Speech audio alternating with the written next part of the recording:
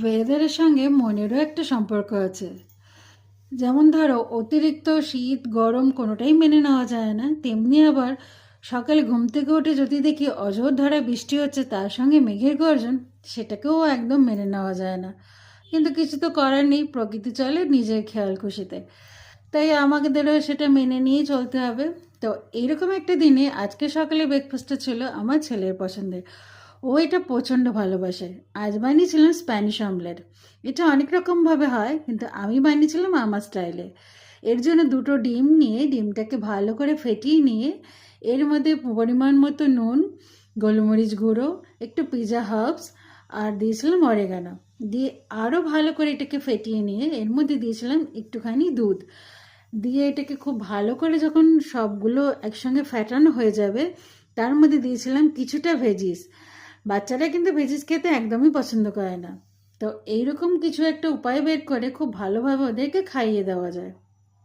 তো এর মধ্যে আমি ছিল কিছুটা পেঁয়াজ, কাঁচা লঙ্কা, টমেটো আর গাজর, যা ছিল আমার হাতের কাছে সবগুলো আমি চপারে খুব ভালো করে চপ করে নিয়েছিলাম।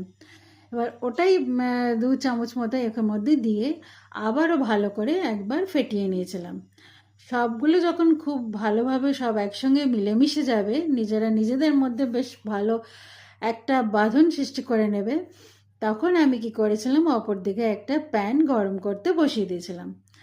প্যানটা যথারীতি নিজে নিজে গরম হয়ে যাওয়ার পর খানিকটা অলিভ অয়েল দিয়ে, হ্যাঁ তোমরা অলিভ অয়েলের পরিবর্তে হোয়াইট অয়েলও দিতে পারো, কোনো অসুবিধা নেই, দিয়ে পুরো ব্যাটারটা দিয়ে এটাকে স্লো কুকে আমি রান্না হতে দিয়েছিলাম উপরে ঢাকা দিয়ে।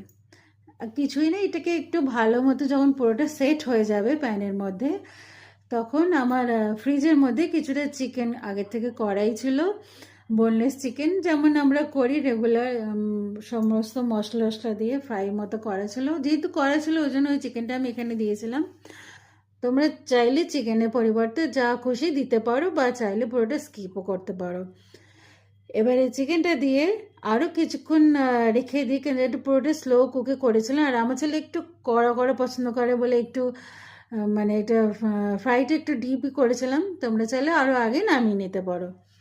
বা চিকেনটা দেওয়ার পর উপর থেকে একটা চিজের স্লাইস দিয়েছিলাম, কেননা ওই যে বললাম এটা ওদের মতন করেই বানানো, তো ওদের যে কোনো খাবার একটু চিজ দিয়ে দিলে ওরা মনে করে একদম এই খাবারটার মতন ইয়াম্মি আর কিছু হবেই না। তো চিজটা দেওয়ার পর উপর থেকে আবারও একটু চিলি ফ্লেক্স, একটু অরেগানো আর একটুখানি ব্ল্যাক পেপার দিয়ে এটাকে জাস্ট রেখে দিয়ে 2 মিনিটের মধ্যে চিজটা একটু ভালো মতো গলে যাবে, দিয়ে ব্যাস খাবারটা সার্ভ করে দেওয়ার পালা। এবার প্লেটের মধ্যে এটা দিয়ে মুখের সামনে ধরলেই মুখের যে স্মাইলটা দেখবে, তাতেই কিন্তু তোমার মনটা আজকে প্রচণ্ড খুশি হয়ে যাবে, সব কিছু ভুলে যাবে। তো কেমন লাগলো অবশ্যই জানিও, আর নিজেরাও।